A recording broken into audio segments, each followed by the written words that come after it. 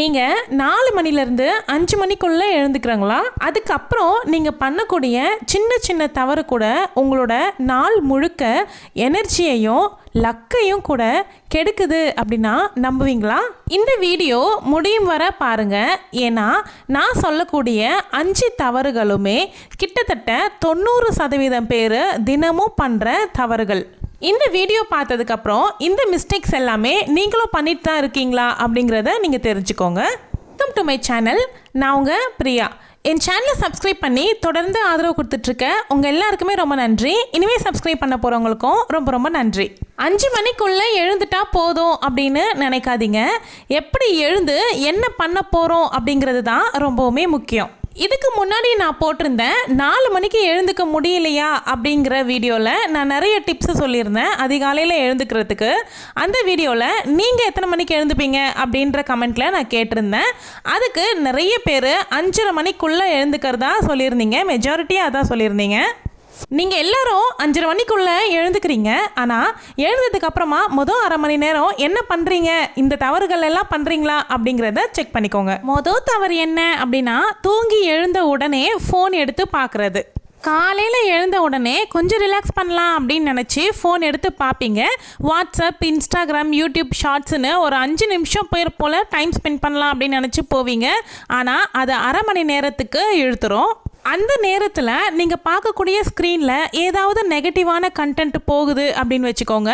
அந்த நாள் முழுக்க பிரெயினில் அந்த கண்டென்ட் தான் ஸ்டோர் ஆயிரும். அந்த டேவே உங்களுக்கு நெகட்டிவாக போகிற மாதிரி இருக்கும். இதை நிறைய பேர் ஃபீல் பண்ணியிருக்க மாட்டீங்க. இனிமேல் கண்டிப்பாக ட்ரை பண்ணி பாருங்கள். இருந்ததுமே நீங்கள் ஃபோனை ஸ்க்ரால் பண்ணுற அந்த ஒரு பழக்கத்தினால உங்கள் வாழ்க்கையில் நீங்கள் பல கனவுகளை ஸ்க்ரால் பண்ணி தள்ளிக்கிட்டே இருக்கீங்க அப்படின்னு தான் அர்த்தம். தூங்கி எழுந்த மொதல் 30 நிமிஷத்துக்கு ஃபோனுக்கு நோ சொல்லுங்கள்.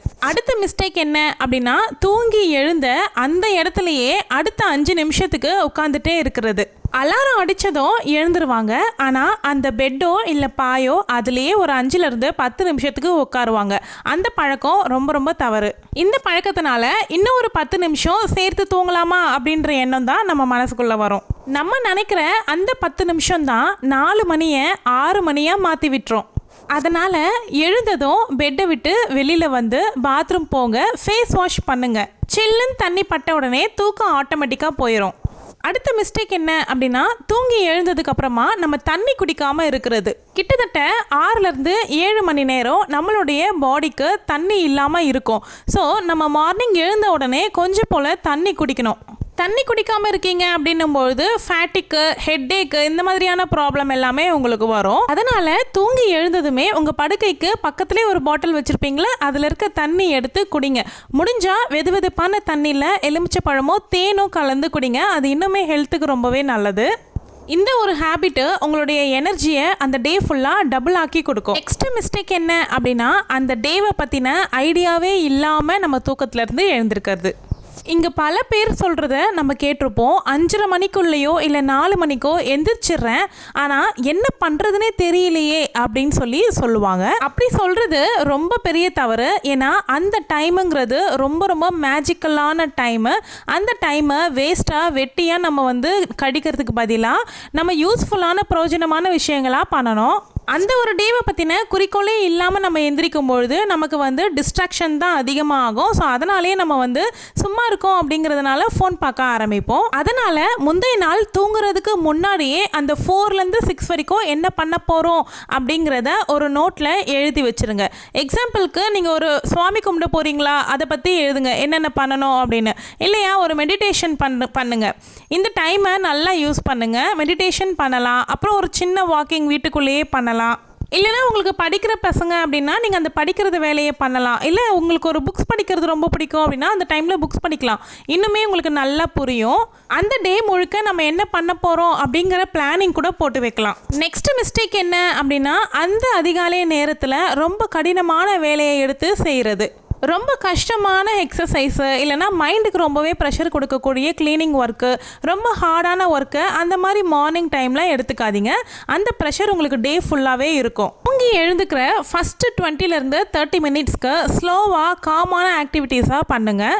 இந்த மாதிரி ஸ்லோ அண்ட் ஸ்டெடியாக உங்களுடைய டேவை நீங்கள் ஸ்டார்ட் பண்ணும்பொழுது அந்த டே உங்களுக்கு பவர்ஃபுல்லாக மாறும். நெக்ஸ்ட் மிஸ்டேக் என்ன அப்படின்னா, அதிகாலையில் எழுந்ததும் சில பேர் என்ன பண்ணுவாங்க தெரியுமா, நேற்று இருக்கக்கூடிய பிரச்சனை, இருக்கக்கூடிய பண கஷ்டம், வேலைகள், அதுக்கப்புறமா ரிலேஷன்ஷிப்குள்ளே நடந்த சண்டை சச்சரவுகள் எப்போவோ என்னைக்கோ நடந்திருக்கும், அதை பற்றியெல்லாம் அந்த அதிகாலையில் அமைதியான நேரத்தில் உட்காந்து சிந்திச்சுக்கிட்டு இருப்பாங்க.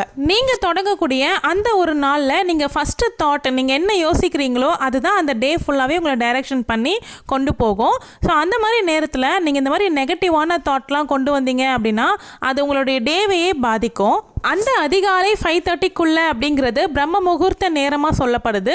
அந்த நேரத்தில் நீங்கள் நெகட்டிவாக எதை பற்றியும் நினைக்காம பாசிட்டிவாக நினைக்கிறீங்க, எது நீங்கள் விருப்பப்படுறீங்களோ அதை நடந்துட்ட மாதிரி நீங்கள் கற்பனையில் இருக்கீங்க அப்படின்னும்பொழுது உண்மையிலேயே இந்த பிரபஞ்சம் அதை உங்களுக்கு ஏற்படுத்தி கொடுக்கும், நடக்கும். ஃபஸ்ட்டு நம்ம தூங்கி எந்திரிக்கிறோம் அப்படின்னாவே நமக்கு அடுத்த நாள் ஆரம்பமாகுது, நம்ம உயிரோடு முழிச்சிருக்கோம்.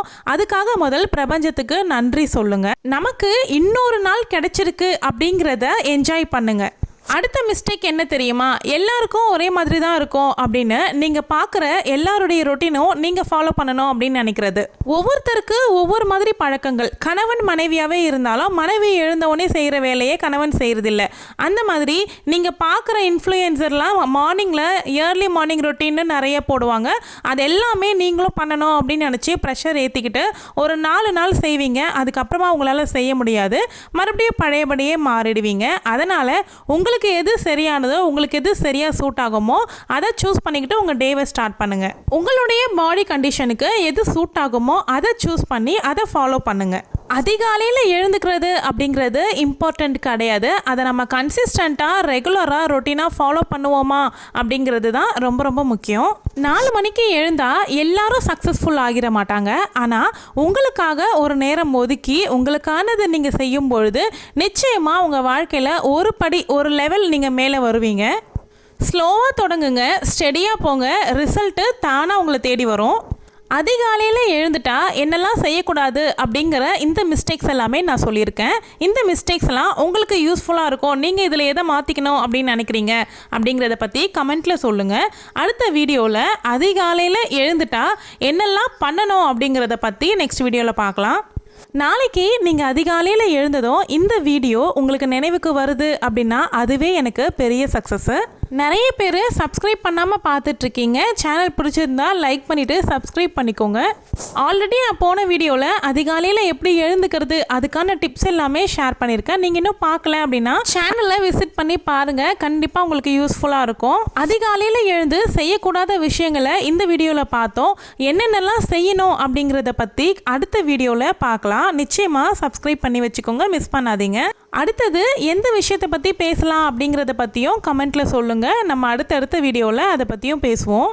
நம்மளுடைய சேனலில் ஃப்ரைடே அண்ட் சாட்டர்டே ஆஃப்டர்நூன் 2:30க்கு லாங் வீடியோ தவறாமல் வந்துடும். யூஸ்ஃபுல்லான கண்டென்ட் தாங்க போடுவேன், மிஸ் பண்ணாமல் பாருங்கள். தேங்க்யூ.